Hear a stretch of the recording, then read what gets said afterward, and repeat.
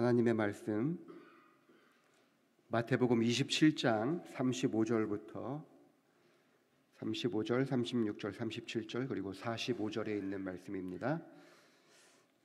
마태복음 27장에 있는 말씀입니다. 저희가 예수를 십자가에 못 박은 후에 그 옷을 제비 뽑아 나누고 거기에 앉아 지키더라. 그 머리 위에 이는 유대인의 왕 예수라 쓴 죄패를 붙였더라. 제6시로부터 온 땅에 어두움이 임하여 제9시까지 계속하더니. 안녕하세요.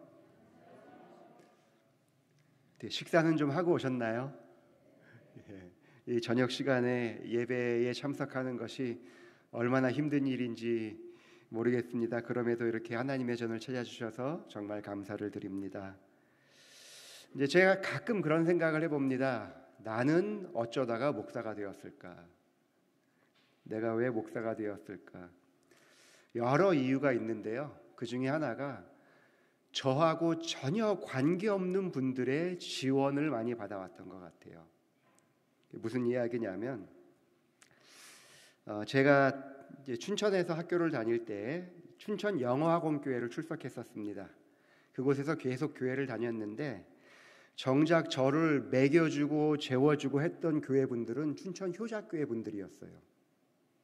그러니까 효자교회 분들은 저를 밥을 사줘도 제가 그 교회에 나온다는 보장도 없고, 제가 그 자취하다가 방이 없어서 이렇게 좀 한동안 붕 뜬 적이 있었거든요. 그때에 효자교회 장로님이 우리 집에 방이 많으니까 와서 머물라 그러죠. 그 집에서 그냥 머무르면서 학교를 다닌 적이 있습니다. 그분들의 아낌없는 투자가 사람 하나를 목사를 만들었어요. 제 연합회에 이제 7년 있으면서 청소년부에 있으면서 여러 교회들, 청소년 사업하는 교회들, 다른 교회들을 이렇게 보면 어떤 생각이 드냐면, 왜 우리가 남의 애들을 먹이냐라는 교회가 되게 많아요. 이해되세요? 어떤 상황인지? 교문리교회는 안 그러니까 뭐 잘 모르시겠지만 학생반, 청년반, 어린이반이 있잖아요. 근데 이 애들 우리 교회 나올지 안 나올지도 모르는데 왜 우리가 교회 돈으로 얘네를 먹이냐, 이런 교회가요 정말 많습니다. 그런 교회가 성장할까요? 그 푼돈 아껴서 어떤 발전을 이뤄낼 것 같습니까? 그거 정말 푼돈이거든요. 애들 밥값이잖아요. 애들 밥값 아껴서 교회가 얼마나 크게 부흥할까요? 그러지 않아요. 그 효자교회 장로님들이 옆 교회 청년인 제가 어디가 예뻐서, 물론 제가 잘생겼는데 어디가 예뻐서 저를 먹여주고 재워주고 했겠습니까? 그분들이 저를 목사를 만들었어요. 제 예전에 다니던 교회 한 장로님이 직원회 때 뭐 학생반 합니다 이렇게 냈더니 그 장로님이 뭐라 그러셨냐면, 직원회에서 이제 청년 때 너가 11금을 얼마나 낸다고 이런 걸 달라 그래?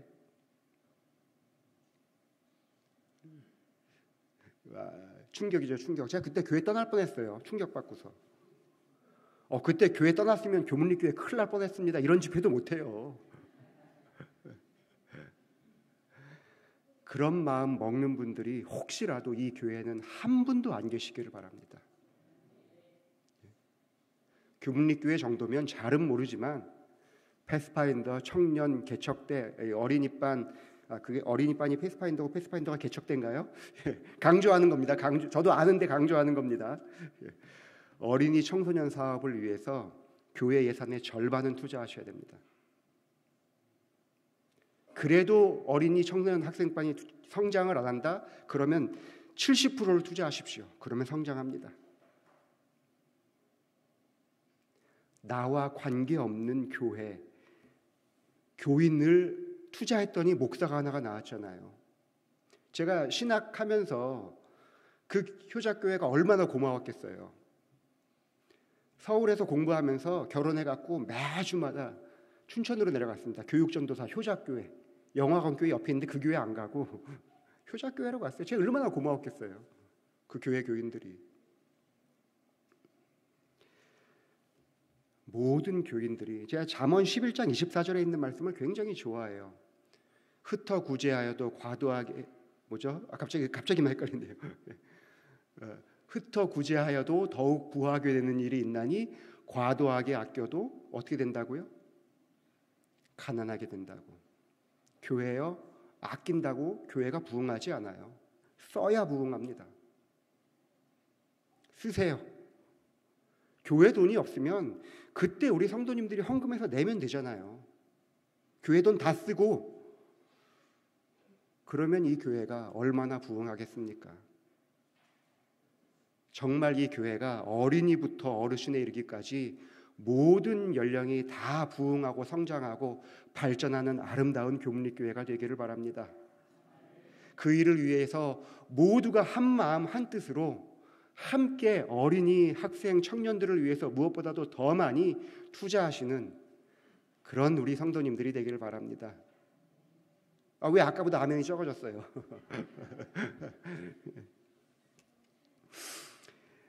죄로부터 구원에 대한 이야기, 숨막히는 이야기를 좀 우리가 지난 3일 동안 들었습니다. 예수님이 꼭 필요한 우리들, 하나님께 영광을 돌리는 삶을 살아야 하는데, 하나님께 영광을 돌린다는 것이 내가 어떤 큰 업적을 만들어야만 하는 것은 아닙니다.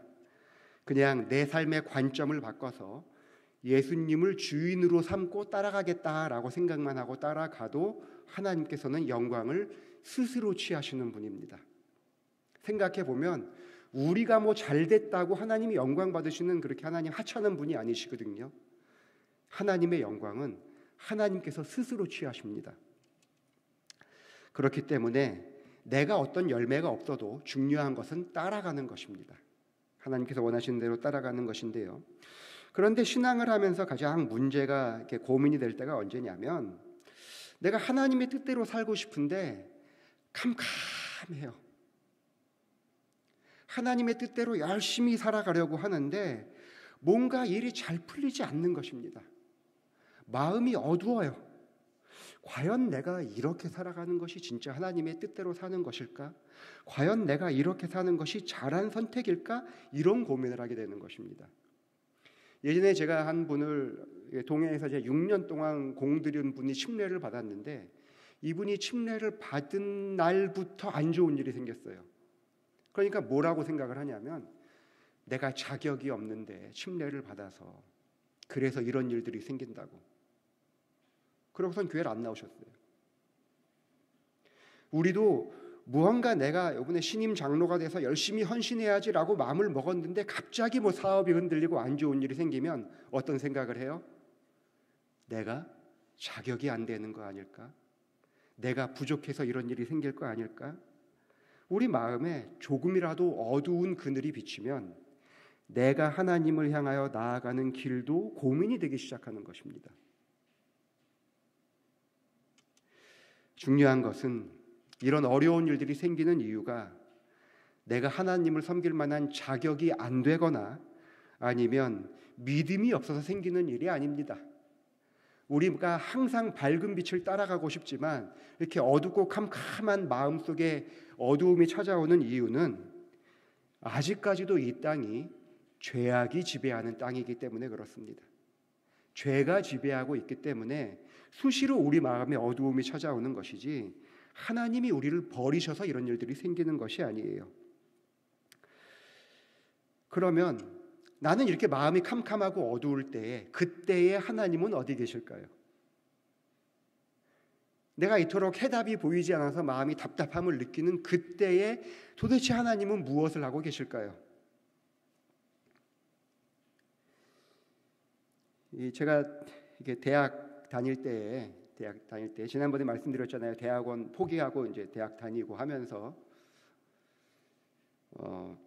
참 은혜를 많이 받았습니다. 은혜를 많이 받아서 대학을 졸업하고 나서 선교사로 1년을 보내야겠다라는 생각을 했어요. 그래서 뭐 남들은 다 천명 선교사를 가는데 저는 여기 이제 액트라고 써 있는 대학생 선교회에서 학생들을 위해서 일을 해야겠다라고 생각을 했습니다. 근데 대학 다닐 때도 은혜를 참 많이 받았는데 이때 더 큰 은혜를 많이 받았어요. 참 좋았습니다. 그렇게 1년을 마치고 뭐 어떻게 하다 보니까 여기 가락동에 있는 회사에 취직을 하게 되었습니다. 정보통신회사에 취직을 하게 되었습니다. 2월 22일 날 출근을 해서 하여튼 금방 회사에서도 인정을 받았어요. 원래 인턴 3개월인가 하자고 했던 것 같은데 3월 1일 날 회장님이 부르시더니 정식으로 일을 하자고 이렇게 이야기를 하시더라고요. 그래서 인정도 잘 받았고 그 당시 주 5일 근무제였습니다. 2000년도니까 아직 그 5일 근무제가 아니었거든요. 주 5일 근무제하는 회사였습니다. 그래서 회사를 다니는 것도 괜찮았고 일도 나쁘지 않았고 회사에서도 저를 신앙을 인정을 해주셔서 금요일은 좀 일찍 퇴근하도록 도와주시고 토요일 날은 당직 있는 것도 빼주시고 그래서 신앙생활에도 참 어려움이 없었습니다. 근데 6월쯤 됐을까요? 어느 날 퇴근을 하는데 갑자기 마음속에서 나도 주식이나 해볼까 이 생각이 딱 드는 거예요. 주식이 나쁘다 이 얘기를 하는 것이 아닙니다. 그 얘기가 아니고요. 나도 주식이나 해볼까 이 생각이 딱 드는데 굉장히 놀랐어요. 왜 놀랐냐면 사무실에 앉아서 듣는 얘기가 주식 얘기밖에 없거든요. 우리 사무실에 앉아 있는 동료들이 아예 이번에 주식 어디가 올라서 얼마를 벌었다, 누구는 얼마 벌었다. 그다음에 스톡 옵션이라는 게 있어갖고 누구는 주식을 얼마를 받고 어디 취업을 했다, 이런 이야기들을 사무실에 앉아서 하루 종일 그 얘기만 들으니까 몇 달 만에 저도 퇴근하는데 무슨 생각이 딱 드는 거예요? 나도 주식이나 해볼까? 그 생각을 하고서 제가 굉장히 놀랐습니다. 왜 놀랐냐면 지난 몇 년간 하나님께서는 저를 위해서 참 놀라운 은혜를 많이 베풀어 주셨는데 그렇잖아요. 남의 교회 분들이 저를 재워주고 먹여주고 하는 거 그거 놀랍지 않으세요? 그것뿐만 아니라 여러 가지로 놀라운 은혜를 굉장히 많이 경험했는데 하나님을 위해서는 살지 못하고 내 자신만을 위해서 살고 기껏 지금 고민하는 게 무슨 고민을 하고 있어요? 주식을 할까 말까 이 고민을 하고 있는 제가 현실 앞에서 이러면 안 되겠다라는 생각이 들었습니다. 그래서 정말 어떤 그런 하나님의 사인이 내려진 것 같아서 다시 예전에 했던 그 대학생들을 위한 선교사 활동을 하고 싶다는 생각이 들었어요. 그래서 그럼 내가 이 회사를 그만둘 수 있는 방법이 뭐지? 라고 생각을 해보니까 대학원밖에 없는 거예요. 대학원. 근데 그 당시에 모든 대학원이 제가 이제 원래 전공이 컴퓨터였으니까 컴퓨터 쪽 모든 대학원이 토요일 오후 2시 30분에 시험입니다. 근데 제가 하나님을 위해서 일을 하겠다고 하면서 토요일 날 가서 시험 보면 되겠어요? 안 되겠어요? 안 되잖아요. 근데 그때 토요일 아닌 날 시험 보는 대학원이 딱 하나 있었는데 그게 신학대학원이었어요. 그래서 제가 신학을 공부하려고 했습니다. 근데 제가 신학을 공부하는 것을 저희 가족들도 별로 좋아하지 않았어요. 저희 누나들이 뭐라 그랬냐면 경석이가 신학을 한다면 이해를 한다. 다 아시죠, 그렇죠? 저희 형이 신학을 한다 그러면 다 찬성을 한다는 거예요. 근데 경호너는 아니야.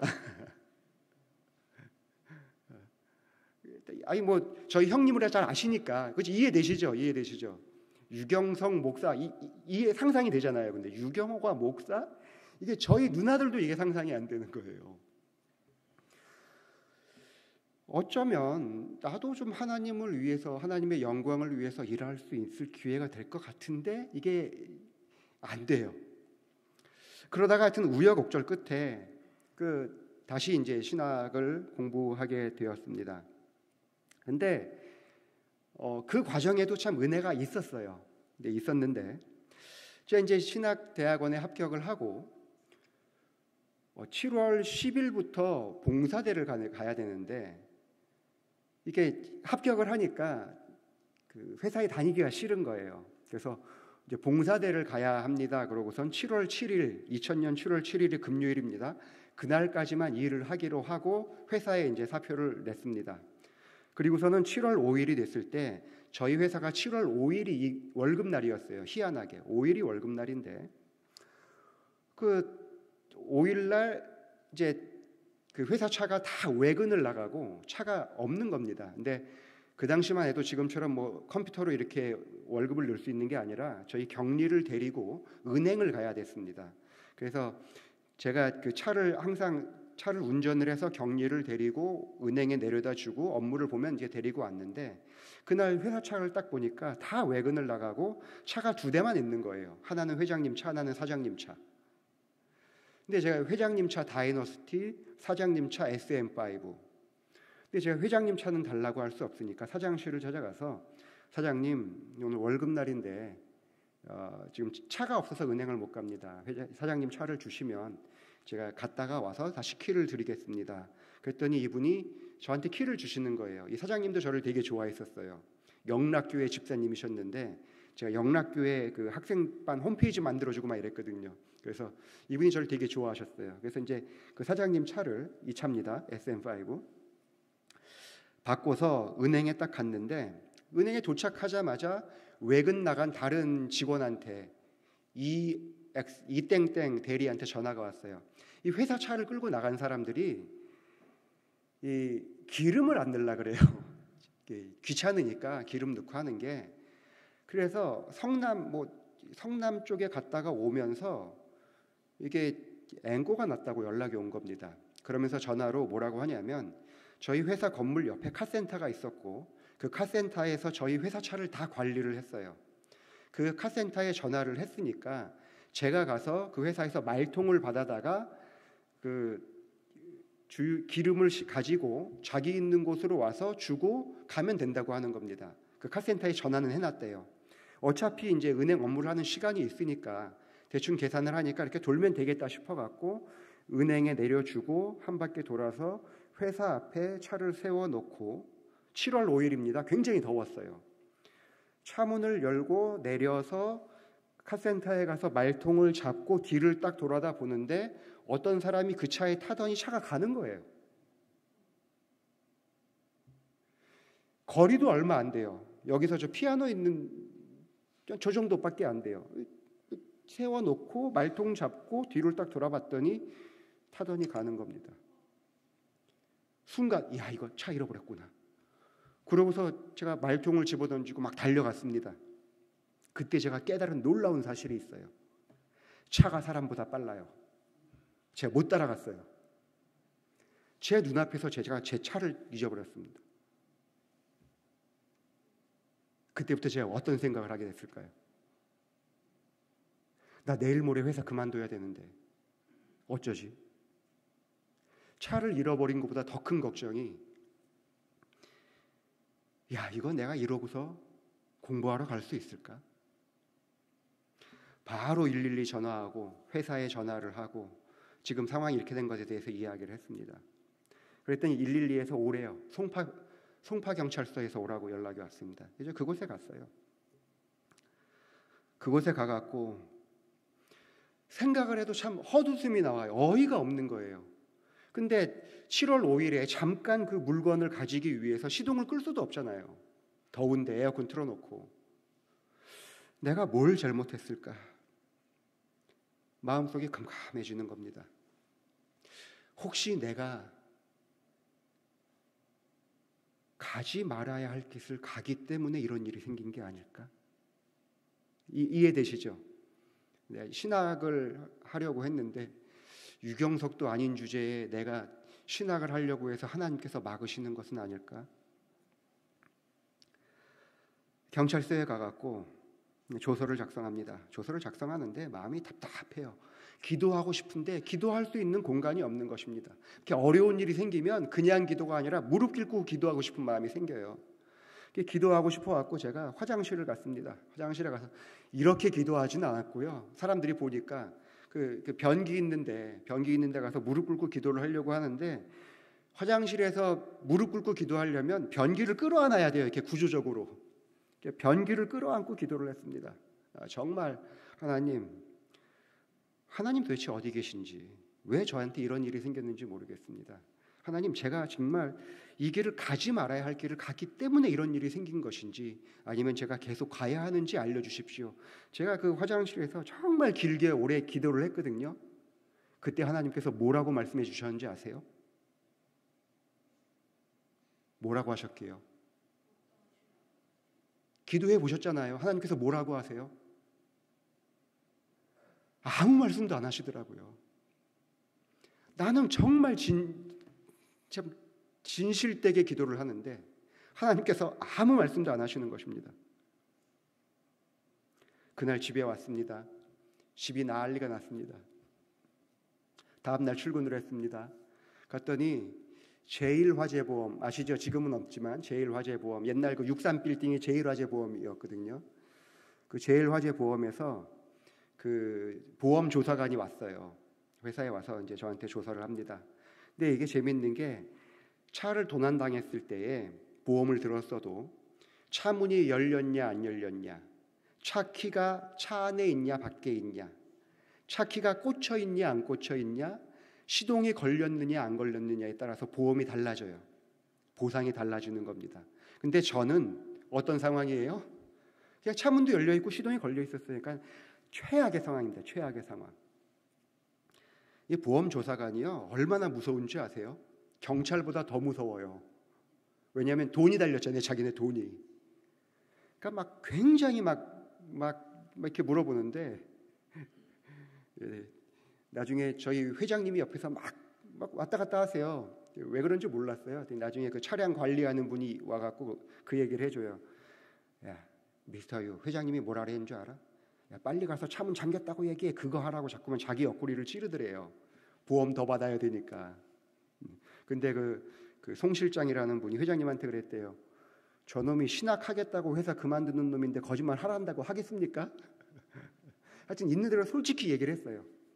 차가 안에 있었다. 시동이 걸려 있었다. 그랬더니 그분이 그제서야 웃으면서 뭐라 그러냐면, 저희 회장님한테 연락을 받았습니다. 저희 회사 회장님이랑 제일화재 그 회장님이랑 친구예요. 그러니까 그 전날 얘기를 한 거예요. 좀 보험 좀 잘 봐줘라. 그랬더니 잘 봐주기로 합의를 하고 이분이 와갖고 뭐라고 이야기를 하냐면,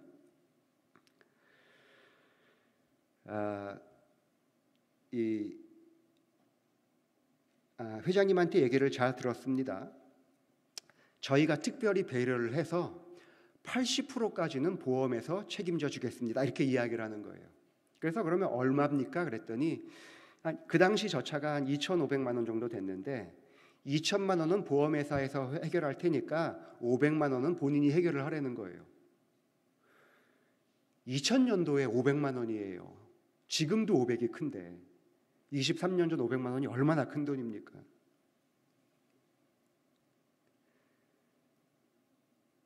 (7월 7일이) 되었습니다. 금요일이에요. 갔더니 분위기가 싸합니다. 왜냐하면 사장님 차를 도난당했으니까 사장님이 저희 부서 부장님한테 야, 네 차 갖고 와 그래가지고 저희 부장님 차가 갔어요. 그러니까 부장님 회사 차로 출퇴근하다가 그냥 버스 타고 다니게 생긴 거예요. 그러니까 그 부장님이 저를 좋아하겠어요? 안 좋아하겠어요? 갑자기 막 이렇게 노려보고, 사무실 분위기가 어떤 분위기냐면, 너가 양심이 있으면 지금 집에 안 가겠지. 네가 양심이 있으면 차값은 벌어놓고 가야지. 이런 분위기로 딱 있는 것입니다. 기도하고 고민을 해도 마음속에 쌓여져 있는 어두움은 그대로 자리를 잡고 있었습니다. 제6시로부터 온 땅에 어두움이 임하여 제9시까지 계속하더니, 성경은 예수님이 십자가에 달리셨을 때 온 땅에 어두움이 임했다고 이야기합니다. 하나님의 백성들의 마음에도 어두움이 가득 찼습니다. 예수님을 따르는 자들이 느끼는 절망감은 지금 우리가 갖고 있는 절망감과는 비교할 수 없을 만큼 컸습니다. 이 예수라는 사람이 유대인을 구원할 메시아인 줄 알았는데 그분이 지금 십자가에 매달려 있는 것입니다. 이 사람을 따라가면 내가 좀 더 나은 삶을 살 줄 알았는데, 이 사람을 열심히 따라가면 나도 한 자리 할 줄 알았는데 그들의 희망이 절망으로 바뀐 것입니다. 그런데 실제로 이제는 온 어두움이 십자가 주변을 둘러싸고 있는 것입니다. 그것보다도 더 무서웠던 것은 뭐냐면 사단이 승리하는 것처럼 보였다는 것입니다. 하나님의 영광은 어디 있으며 하나님은 도대체 어디 계시길래 이 어두움이 온 세상을 감싸고 있는 것일까? 어두움이 빛을 이기지 못한다고 했는데 빛이 어두움에 삼켜버림을 당하고 말았습니다. 아무것도 보이지 않는 거예요. 정말 흑암이 세상을 이긴 것 같고 흑암이 세상을 지배하는 것처럼 느껴졌습니다. 그런데 우리가 신앙생활을 하면서 이런 경험을 자주 한다는 것입니다. 무언가 새로운 마음으로 열심히 살아보려고 하면 안 좋은 일이 생겨요. 연말 기도주일 때 회개하고 앞으로 잘 살아봐야지라고 하면 그날부터 평소에 말 잘 듣던 애들도 왜 이렇게 말을 안 듣는지, 그날따라 이렇게 남편이 부인이 바가지를 긁는지, 평소에 그러지 않았던 일들이 내가 결심을 하는 순간 찾아오는 것입니다. 마음속에 쌓여있는 어두움이 사라지지를 않고 찾아와요. 교회 일에 집중하고 싶은데 집중은커녕 교회에 나가는 것조차도 어려운 일들이 생기는 것입니다. 그럴 때 기도를 아무리 해도 하나님께서 뭐라고 이야기를 해주세요? 아무런 말씀도 하지 않으세요. 세상에 나만 홀로 버려진 것처럼 느껴지는 것입니다.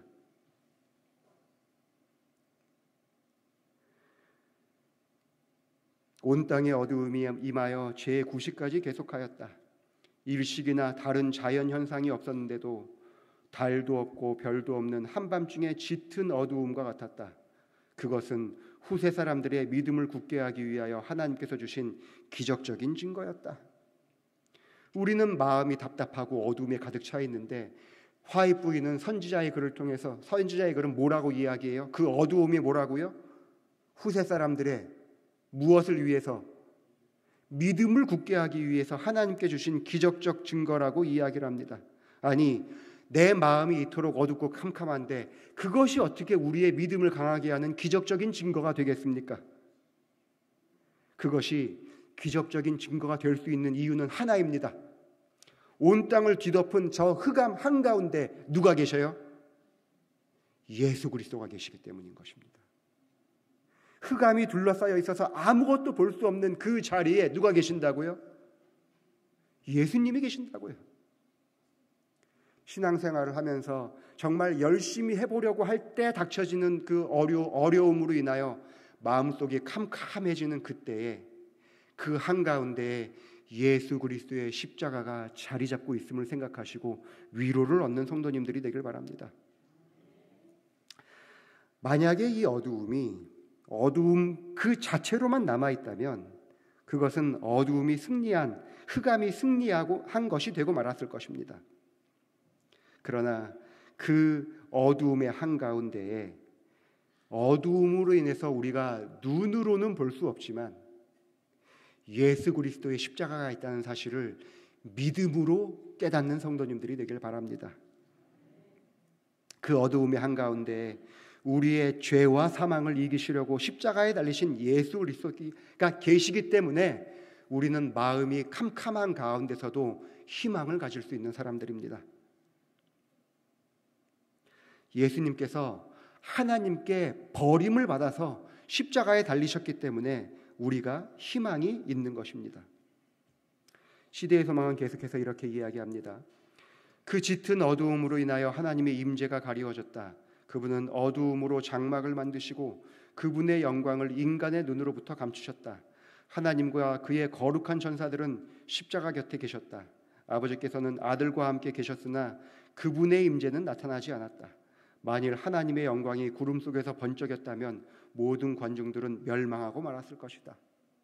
그 흑암의 한가운데 예수 그리스도의 십자가만 있는 것이 아니라 누구도 함께 하셨다고요? 하나님도 함께 하셨다고요. 하늘의 하나님이 보좌를 버리고 이 땅에 오셔서 그 어두움의 한가운데 계셨다는 것입니다. 하나님이 어지간하면 보좌를 비우시는 분이 아니세요. 그런데 그 하나님께서 어디에 계셨다고요? 어두움의 한가운데 함께 하셨다.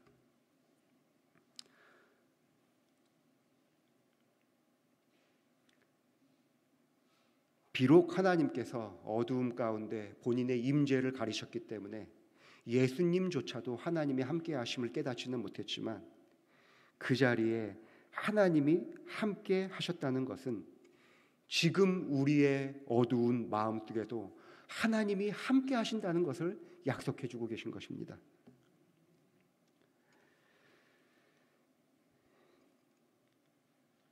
마지막 출근을 앞두고 7월 7일 날 아침에 제가 회사를 출근하고 싶을까요? 안 하고 싶을까요?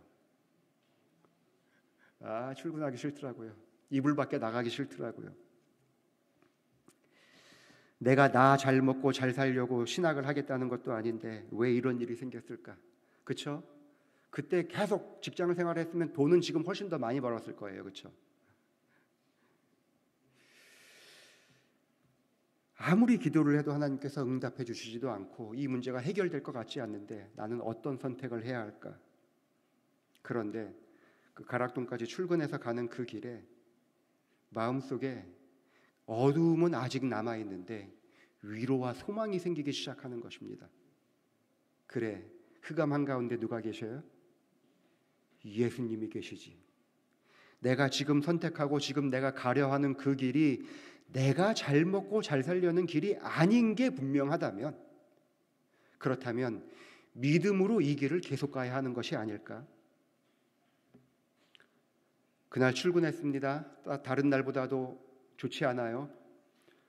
조용히 앉아있다가 당당하게 저는 하나님께서 저를 도와주실 것을 믿습니다, 이런 마음으로 퇴근을 하지 않고 조용히 아무도 모르게 같이 갔던 그 격리과장한테 나는 내가 믿는 하나님이 차를 찾아주실 것을 믿는다, 그리고 사람들 외근 나가고 없을 때 조용히 퇴근했습니다. 7월 10일 날 봉사대로 가평을 갔습니다. 아무런 응답이 없어요. 봉사대원들이 같이 기도했습니다. 7월 17일에 홍천 내면으로 봉사대를 한 번 더 갔습니다. 아무런 응답이 없어요. 7월 22일 금요일 안식일을 준비하는 그 시간에 송파경찰서에서 전화가 왔습니다. 도난당한 차량을 찾았습니다. 와서 가져가십시오. 회사에 전화를 걸었습니다. 유동훈 대리, 그 대리가 전화를 받더라고요. 송파경찰서에서 연락 왔습니다. 차가 어디에 있다고 합니다. 가져가셨으면 좋겠습니다. 근데 이 사람이 장난하는 줄 알아요. 장난 아닙니다. 진짜입니다. 가져가십시오. 안식일을 기쁘고 감사한 마음으로 보내고 월요일 날 다시 회사에 갔습니다. 전부 다 믿을 수 없는 사건을 봤다는 듯이 저를 쳐다봐요. 차량 상태를 봤습니다. 깨끗해요. 도난당한 차량이잖아요. 깨끗한 겁니다.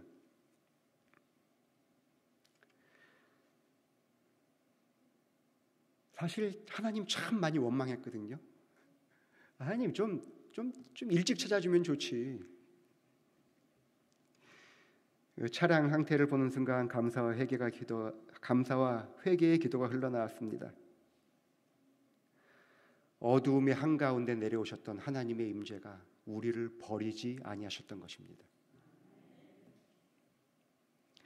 왜냐하면 하나님께서는 우리를 대신해서 예수님을 버리셨기 때문에 우리를 버리실 수가 없는 거예요. 제9시에는 어두움이 백성들에게서 거쳤으나 아직도 구주를 덮고 있었다. 그것은 그분의 마음을 억누르고 있는 고민과 공포의 한 상징이었다. 어떤 사람의 눈도 십자가를 둘러있는 그 어두움을 꿰뚫어 볼 수 없었으며 고통당하는 그리스도의 영혼을 싸고 있는 짙은 어둠을 뚫어볼 수 없었다. 성난 번갯불이 십자가에 달려있는 그분을 맹렬히 공격하는 것처럼 보였다. 그때 예수께서 크게 소리질러 가라사대 엘리 엘리 라마 사박다니, 나의 하나님 나의 하나님 어찌하여 나를 버리셨나이까 라고 하셨다. 구주의 주위에 짙은 어두움이 머물러 있을 때 많은 사람은 다음과 같이 부르짖었다. 천벌이 그에게 내리고 있다. 그가 하나님의 아들이라고 주장하였기 때문에 하나님의 분노의 화살이 그를 공격하고 있다. 그분을 믿는 많은 사람이 그분의 절망적인 부르짖음을 들었다. 희망은 그분들을 떠나갔다.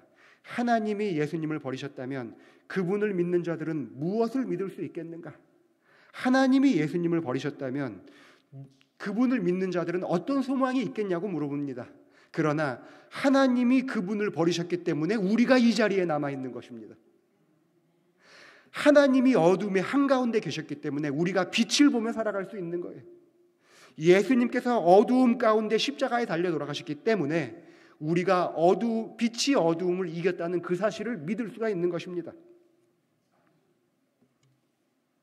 그래서 십자가를 성경이 뭐라고 이야기하냐면 하나님의 영광이라고 이야기를 합니다. 예수님이 십자가에 달리실 때에 그때에 인자의 영광을 얻을 때가 왔노라라고 말씀하셨던 거예요. 무슨 말이냐면 우리가 성공하고 잘 돼야 하나님께 영광을 돌리는 것이 아니라 때로는 우리가 십자가를 진 것처럼 느껴지는 그때에, 때로는 내가 어린이, 학생, 청년들을 위해서 헌신해야 되는 그 무거운 십자가를 지는 그때가 하나님께서 영광을 받으시는 자리라는 것입니다. 제가 목회를 하면서 제가 동해에 있던 교회입니다. 예쁘죠? 나무 꽃이랑 참 예쁘지 않아요? 저 배롱나무, 백일홍나무를 팔라고 하는 사람들도 있었어요. 너무 예쁘다고. 저렇게 예쁘게 나오는 경우가 많지 않대요. 저게 북삼교회인데 그 당시 1년에 11금이 한 3천만 원이 나올까 말까 한 그런 교회였습니다. 그런데 건축을 해야 되는 상황이 생겼어요.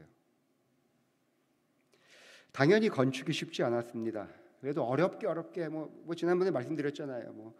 이게 하여튼 건축을 어렵게 해 나가는데 이제 문제는 어디서 생겼냐면 이 종탑을 세워야 되는데 종탑을 세워야 되는데 동판을 살 돈이 없는 것입니다. 그러니까 수석장로님이 이게 목수였거든요. 수석장로님이 저한테 와서 목사님, 저희가 돈이 없으니까 돈값이 비싸잖아요. 돈이 없으니까 저기 종탑을 그냥 싱글로 합시다. 싱글이 뭐냐면 목조주택 지으면 그 지붕 해놓는 거 있잖아요. 그런 게 이제 싱글이에요. 그러니까 모양만 나오고 멋도 없고 이게 너무 아쉬운 거예요. 근데 그때 이제 어떤 생각이 들었냐면 제가 그 10년 전에 회사 다닐 때 그 회사 정보통신회사인데 계열사 중에 하나가 독일에서 동판을 수입해 오는 회사가 있었어요. 근데 이 독일의 동판이 이게 금빛 빛나다가 녹슬잖아요. 녹슬어서 30년이 지나면 이제 이런 식으로 옥색 빛깔이 납니다. 금란교에 지나가면 그 금란교에 동판 있잖아요. 이것이 30년이 지나야 이렇게 되는데 독일에서 수입을 해올 때 독일에서 화학 처리를 해갖고 이렇게 된 걸 수입해오는 회사였어요. 국산에도 이렇게 만드는 회사들이 있는데 이 수입품이다 보니까 되게 두꺼워요. 한 0.6T, 0.7T 정도 된다 그러더라고요. 그러니까 국산에서 하는 것보다 좀 두꺼운 겁니다. 갑자기 무슨 용기가 생겼는지 회사에 전화를 해보고 싶은 마음이 생기는 거예요. 그래서 제가 좀 교인들이랑 같이 기도를 하고 회사에 전화를 했습니다. 회사에 전화를 해갖고 안녕하세요. 거기 10년 전에 회사에 다녔던 10년 전에 6개월 다녔어요. 6개월. 그거 기억하겠어요? 6개월 회사 다닌 사람.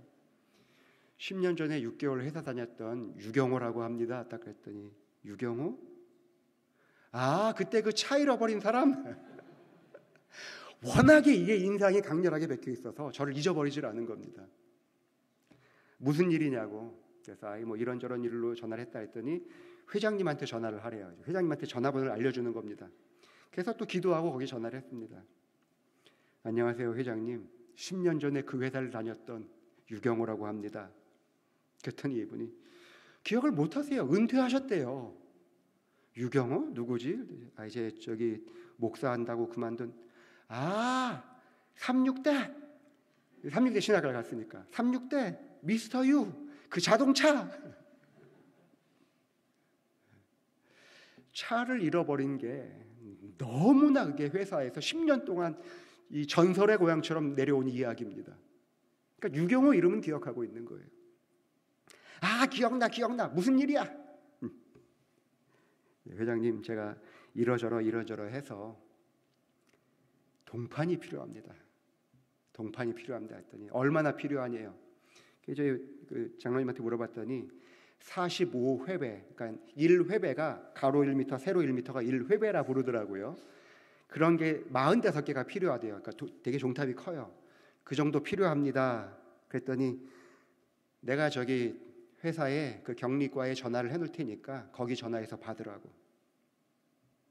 다시 회사에 전화했더니 안 그래도 지금 회장님 막 통화 끝냈다고 주소를 얘기해주면 동판을 보내주겠다 연락이 왔습니다. 그게 1,000,000원어치예요. 1,000,000원어치.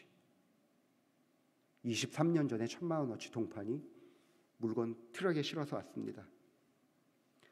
그렇게 해서 만들어진 교회 모습이 이거예요. 저 위에 있는 동판이 그 동판입니다. 까맣게 줄이 간 거는 재단을 잘못해갖고 뒤집어졌어요. 아니었으면 예쁘게 다 이렇게 옥색으로 됐을 텐데, 나는 차를 잃어버리고 눈앞이 보이지 않는 캄캄한 어두움 가운데를 지나가고 있는 그 순간에 하나님은 하나님의 영광을 위하여 다른 무언가를 계획하고 계셨던 것입니다. 나는 왜 내가 하나님을 섬기려고 하는데 이렇게 어려운 일이 생겼을까 고민하고 있는 그때에 하나님께서는 스스로 영광을 받고 계셨던 거예요. 중요한 것은 우리가 이루려고 하는 것보다 하나님께서 스스로 영광을 받으시는 일이 훨씬 더 큰 일을 이루신다는 사실입니다. 내 마음속이 어두워지는 그때에 하나님께서 영광을 받기 위하여 일하고 계신다는 사실을 기억하시고 용기를 얻는 성도들이 되길 바랍니다. 내 마음이 어두움 가운데 있는 그때에 절대로 하나님께서 나를 버리셨다고 생각하지 마시기를 바랍니다. 왜냐하면 이렇게 약속해 주셨어요. 여호와께서는 그 백성을 버리지 아니하시며 그 기업을 떠나지 아니하시리로다. 절대로 하나님은 하나님의 백성들을 버리지 않습니다. 그가 친히 말씀하시기를 내가 과연 너희를 버리지 아니하고 과연 너희를 떠나지 아니하리라 하셨느니라. 하나님께서는 결코 우리를 떠나지 않습니다. 우리가 어두움에 쌓여 있는 그때에도 하나님께서는 떠나지 않아요. 우리가 연약하기 때문에 이 땅을 살아가면서 근심하며 살아갈 수밖에 없습니다. 그러나 그 근심이 하나님의 뜻대로 살기 위한 근심이라면, 하나님의 뜻대로 하는 근심은 후회할 것이 없는 구원에 이르게 하는 회개를 이루는 것이요 세상 근심은 사망을 이루는 것이니라. 보라, 하나님의 뜻대로 하게 하니 근심이 너희로 얼마나 간절하게 하며 얼마나 변증하게 하며 얼마나 분하게 하며 얼마나 두렵게 하며 얼마나 사모하게 하며 얼마나 열심 있게 하며 얼마나 벌하게 하였는가. 너희가 그 일에 대하여 일체 너희 자신의 깨끗함을 나타내었느니라. 세상 살아보니까 하나님의 백성도 세상 사람들과 똑같이 근심할 건 근심하고 속상한 건 속상하고 그렇더라고요. 어차피 해야 할 근심이라면 하나님의 뜻대로 근심하시길 바랍니다. 세상 사람들도 캄캄한 어두움과 답답함 가운데 살아가고 하나님의 백성들도 캄캄한 어두움과 답답함 가운데 살아갑니다. 그러나 우리의 답답함 한가운데는 예수 그리스도가 계시다는 사실로 위로와 소망을 얻는 성도님들이 되길 바랍니다.